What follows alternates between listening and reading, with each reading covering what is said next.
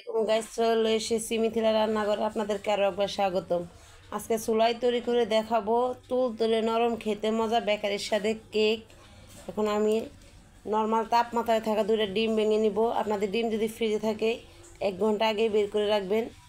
দিয়ে দিব 1 কাপ চিনি দিয়ে ভালো করে হ্যান্ডউইচ দিয়ে আমি নেড়ে নিব। ততক্ষণ নাড়তে থাকবেন যতক্ষণ চিনি আর ডিম গলে না যায়।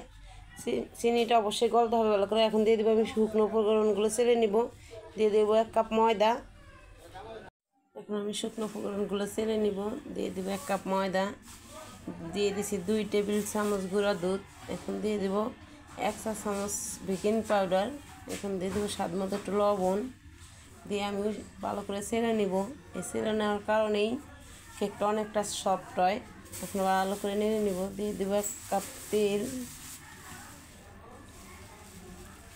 তেলটা দিয়ে ভালো করে নেড়ে নিব। দিয়ে দেবো দুধ, পরিমাণ মতো লিকুইড দুধ দিয়ে ভালো করে নেড়ে নেব। এখন দিয়ে দেবো 1/4 কাপ ভ্যানিলা এসেন্স। এটা যদি আপনার হাতের কাছে না থাকে লেবুর রসটা সমপরিমাণ লেবুর রসটা দিতে পারেন। ভালো করে নেড়ে নিব।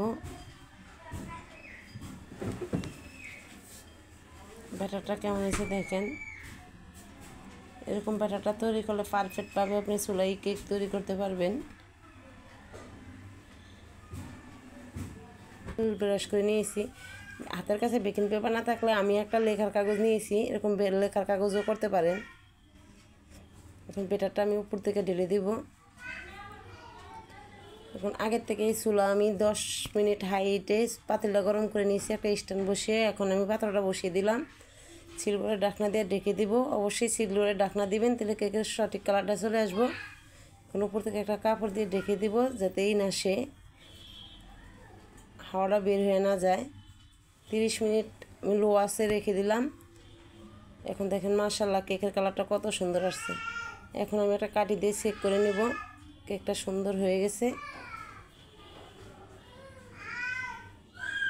অবশ্যই এটা বাসায় বানিয়ে